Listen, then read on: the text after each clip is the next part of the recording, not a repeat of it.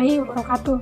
Perkenalkan, kami dari kelompok 5 yang akan membahas terkait dengan pencemaran lingkungan dan kesehatan wilayah pesisir dan kepulauan yang beranggotakan 3 orang, diantaranya saya, Winda Nirmala dengan NIM J1 A1 19213. Perkenalkan, nama saya Kadek Asri Tirtayati dengan NIM J1 A1 19136. Perkenalkan, nama saya Wadi Fardila dengan NIM J1 A1 19078. Sebelum membahas lebih dalam terkait pencemaran yang ada di lingkungan pesisir, sebaiknya perlu diketahui terlebih dulu definisi dari pencemaran pesisir.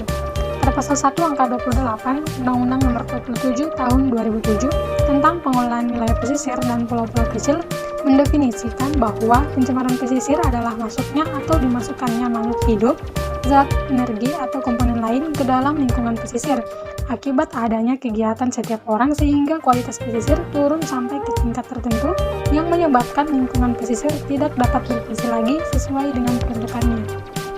Wilayah pesisir adalah daerah pertemuan antara darat dan laut dengan batas ke arah darat meliputi bagian daratan, baik kering maupun terendam air yang masih mendapat pengaruh sifat-sifat laut seperti angin laut, pasang surut, dan perembesan air laut. Sedangkan batas wilayah pesisir ke arah laut mencakup bagian batas terluar daripada daerah paparan benua. Adapun yang menjadi ciri-ciri pencemaran pesisir diantaranya, yang pertama, adanya limbah industri di sungai yang meresap ke tanah. Kedua, terdapat banyak sampah-sampah di daerah pesisir dan juga pantai. Sampah yang bersifat organik maupun non-organik juga dibuang ke laut melalui sistem das. Yang ketiga, adanya pencemaran limbah minyak yang terjadi di pantai, baik yang disengaja maupun yang tidak disengaja. Keempat, terjadinya perubahan kondisi alam menjadi lingkungan buatan dengan dibangunnya beberapa fasilitas penunjang yang diperlukan. Kelima, rusaknya hutan mangrove di daerah pesisir. Dan keenam, hancurnya organisme yang membuat laut menjadi semakin tidak subur. Dampak pencemaran air di kawasan pesisir.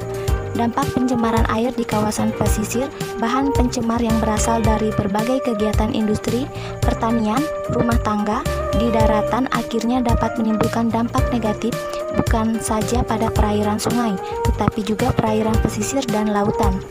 Dampak yang ditimbulkan diantaranya yang pertama, kerusakan ekosistem bakau, yang kedua, terumbu karang, yang ketiga, kehidupan dari jenis-jenis biota seperti ikan, kerang, keong, yang keempat, terjadinya abrasi, yang terakhir, hilangnya benih, banding, dan udang. Dampak pencemaran udara di kawasan pesisir. Dampak terhadap kesehatan. Substansi pencemaran yang terdapat di udara dapat masuk ke dalam tubuh melalui sistem pernapasan. Jauhnya penetrasi zat pencemar ke dalam tubuh bergantung kepada jenis pencemar.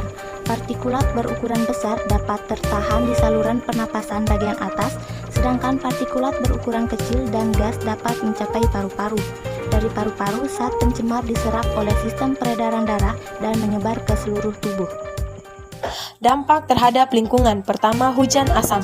pH biasanya air hujan adalah 5,6 karena adanya CO2 di atmosfer. Pencemaran udara seperti SO2 dan NO2 beraksi dengan air hujan membentuk asam dan menurunkan pH air hujan. Dampak dari air hujan asam ini antara lain: pertama, mempengaruhi kualitas air permukaan. Kedua, merusak tanaman. Ketiga, melarutkan logam-logam berat yang terdapat dalam tanah sehingga mempengaruhi kualitas air tanah dan air permukaan. Keempat, bersifat korosif sehingga merusak material dan bangunan. Kedua, efek rumah kaca. Efek rumah kaca disebabkan oleh keberadaan CO2, CVC, metana, ozon, dan N2O di lapisan troposfer yang menyerap radiasi panas matahari yang dipantulkan oleh permukaan bumi. Akibatnya, panas terperangkap di dalam lapisan troposfer dan menimbulkan fenomena pemanasan global. Penanggulangan pencemaran di wilayah pesisir.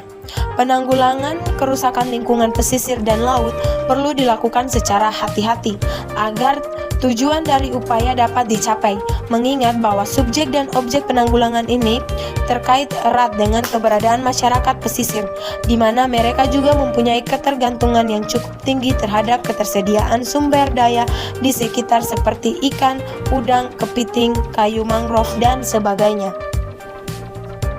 Dari sinilah peran masyarakat dibutuhkan, terutama para pemuda dan pemudi, untuk ikut serta dalam upaya mewujudkan Indonesia sebagai poros maritim dunia dan kesehatan wilayah pesisir tetap terjaga dengan tidak mencemari wilayah lingkungan pesisir dan kepulauan.